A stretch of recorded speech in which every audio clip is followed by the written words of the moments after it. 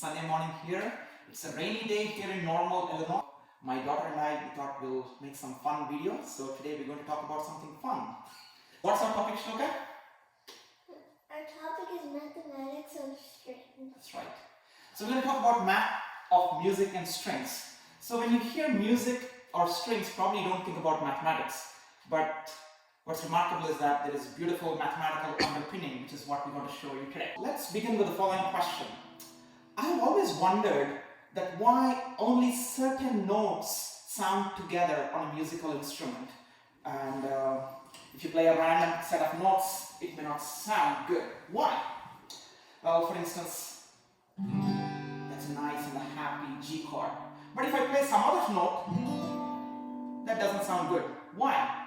Why do only certain notes, when played together or sung together, will sound good? Well, it turns out that that is at the heart of the theory of music, and here is the answer. A collection of notes will sound good if and only if their frequencies are on simple ratio. What is a frequency, Shloka? A frequency is the number of times that a string vibrates per second. Okay, can you play the strings in your instrument? Okay, so I have G, D, A, and E. Okay, that's on a violin. On a guitar, 6 strings.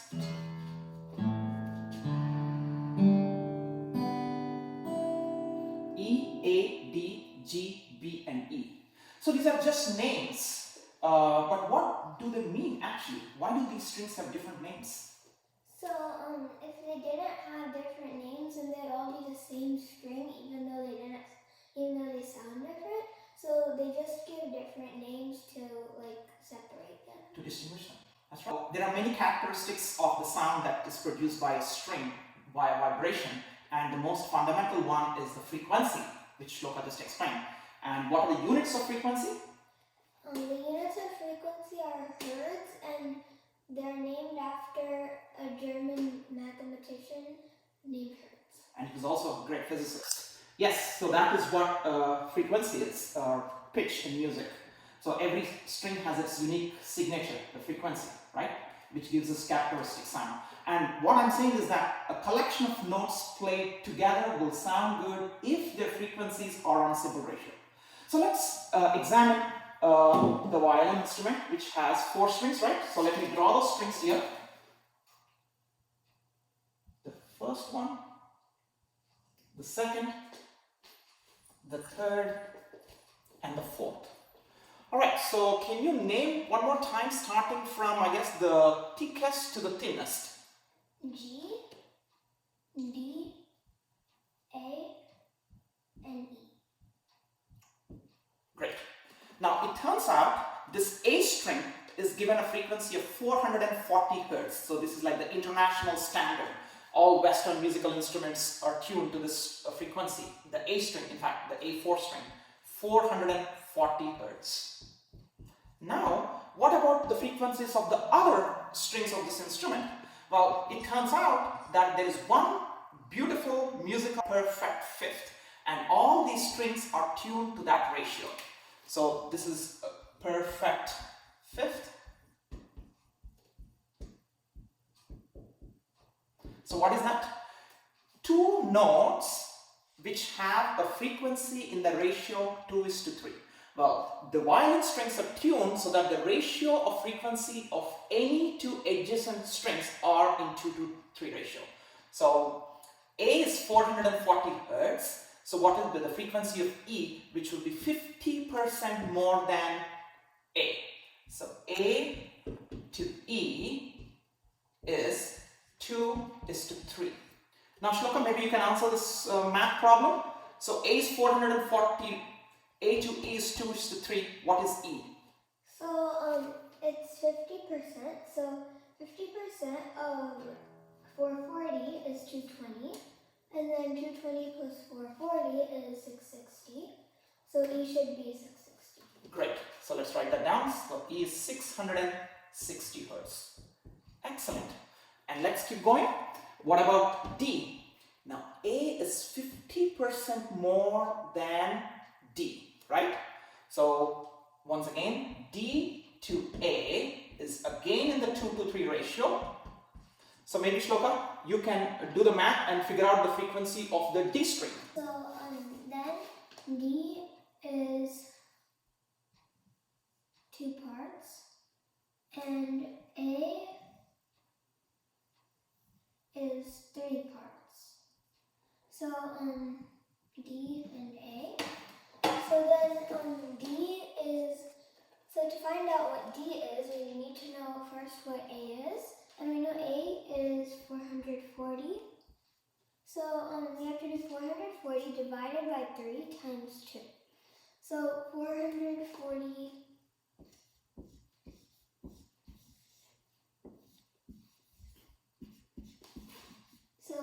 first 440 times 2 is 880 over 3, which is 293.3 recurring. Yes, and the units are again what? Hertz. There you go. In the same manner, we can compute the frequency of the G string, because G to D is also the same musical interval, 2 to 3, right? So G to D is again 2:3 ratio. So like what you did, the frequency of the G string is 2/3 the frequency of the D string, which you just computed, 293. I'll round it off, 293. And that is approximately 196 hertz. Okay, so let's write this down. G is 196 and D is 293. Okay, we got all the frequencies of the strings. Great. Now, we don't have to stop there. We can go for other perfect fifths. Now, the Saptha Svaras have 7, right? The heptatonic scale. And when you compute all the frequencies by stacking by perfect fifths in this manner, you get the famous, the chromatic scale.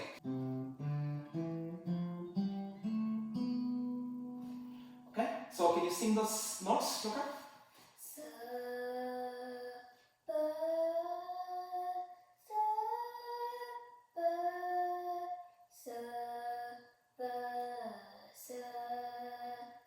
Yes, as you can see, this perfect fifth also appears in other music theories, also Indian musical theories. So when you do this arohanam, the ascending scale, that is also stacking by perfect fifths. So the notes that you sang, sa and pa, were different frequencies. So the vocal cords were vibrating at different frequencies in the ratio 2:3. So this is the Pythagorean tuning of perfect fifths. So Shloka, so maybe you can tell about the genesis of this theory, the Pythagorean theory of tuning. So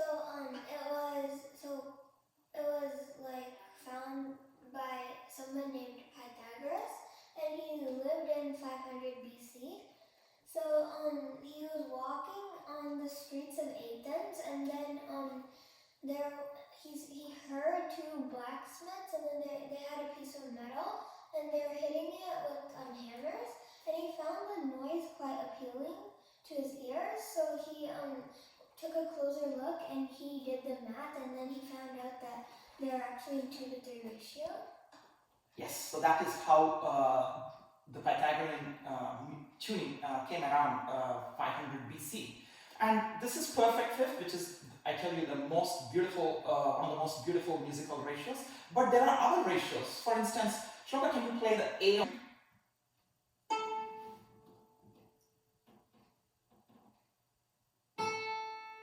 One more time. So it's an A, and here's another A.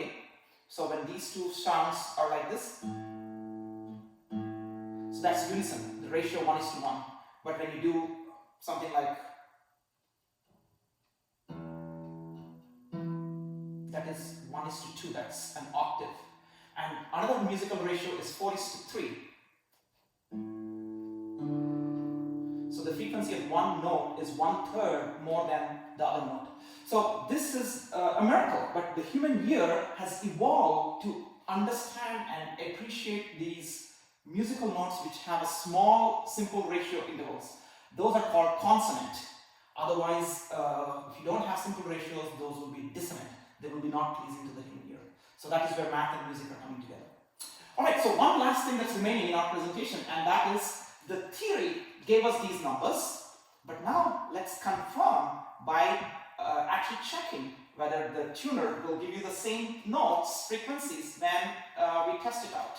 So let's go for a close-up here. So let's start with the G string. Yes, 196 and we got 194, that's good. And D was 293 according to theory. 292, 291. According to theory, A was 440. Yeah, that's pretty close. And E was 660 according to our theory. Pretty close. Great. It's very satisfying when the theoretical results and the experimental results conform. So that is where the math, the music, and physics all come together. So that is the end of our presentation. So, hope you have enjoyed this presentation. So I look forward to seeing you in our next video. Thank you. Bye.